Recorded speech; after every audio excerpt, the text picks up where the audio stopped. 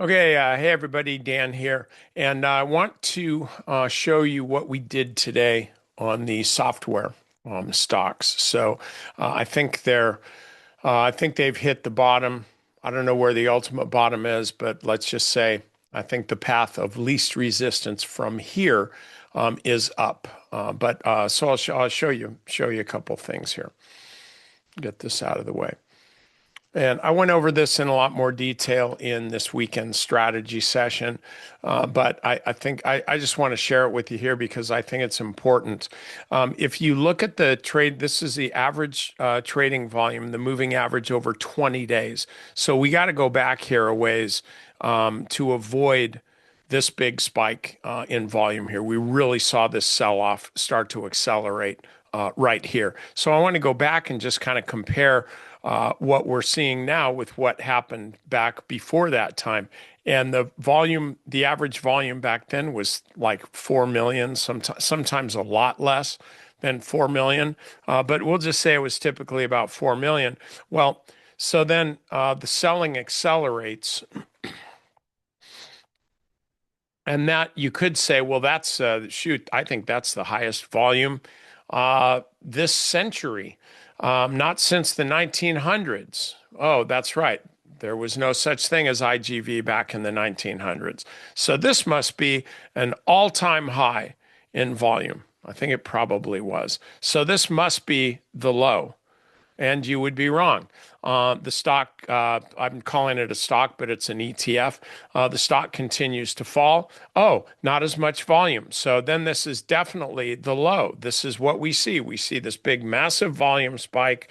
And then, sure, okay, it falls a little bit lower, but the volume wasn't as big.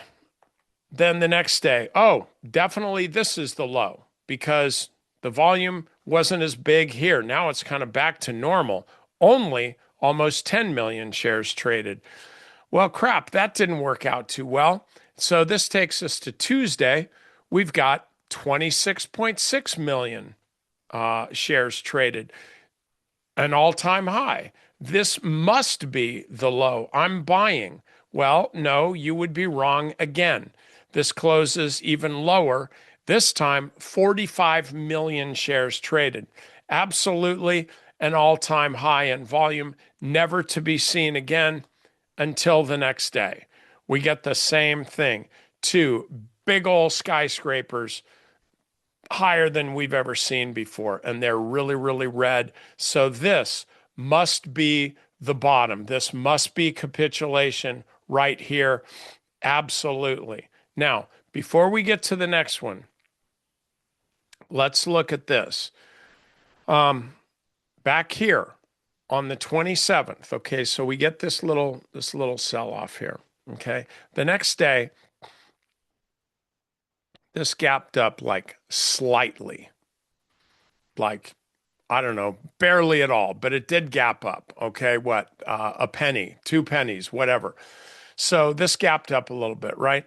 Okay, but after that, we really just get like this series of lower lows and lower highs, lower intraday lows, lower intraday highs. This is a hallmark of really, really massive selling pressure. So this takes us to here.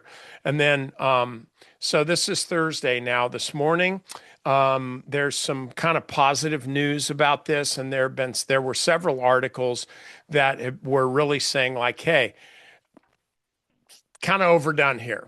Got a little bit of a capitulation sell-off here. I think that this is the bottom. These companies are not going out of business. Jensen Huang said kind of something similar to that, only in more detail on Tuesday at the Cisco conference in San Francisco. Maybe that's why they have the Cisco conference in San Francisco, because it's Cisco. Digression. Anyway, so the point is, a lot of positive news was coming out on a sector that had like totally nothing positive except from the bears. And so then this is trading up a little bit in the morning before the market opened, and I issued I pointed this out to members, and I said, look, I think this probably is the bottom. I'm not really one to call bottoms, but when you see such an obvious thing here, I think it's kind of really okay, especially since the last time the IGV fell to this level, things worked out pretty well for those that had the fortitude to step in. And so the thesis for this trade today was this: we'll buy at the open, that's 81.57 right up here, and we'll protect this not with a stop below today's intraday low, which made this trade during the day. We didn't know what the intraday low would be.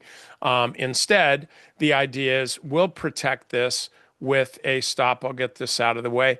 We'll protect this with a stop below yesterday's, that's Thursday's intraday low of 79.27. 79.26 is the stop.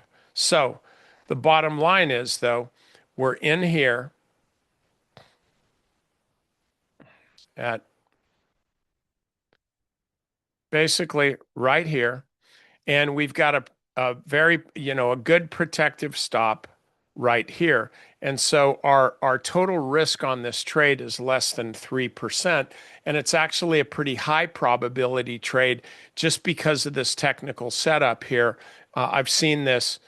I haven't seen it that many times before because I've been doing this for over 30 years, but I haven't seen this that many times before because it doesn't happen that often. But that makes it all the more remarkable when it does happen. So I think we're going to get more upside from here. If the market disagrees with me, I'll know it because our stop will get hit. And then that's the end of it. And I'm not going to be saying, oh, well, I'll just hang on to it because we're closer to the bottom. That's a bad way to trade. People trade that way a lot, which is why those people tend to not make much money. So stick with it, stick with your process. And I have a lot more to say about that in the strategy session.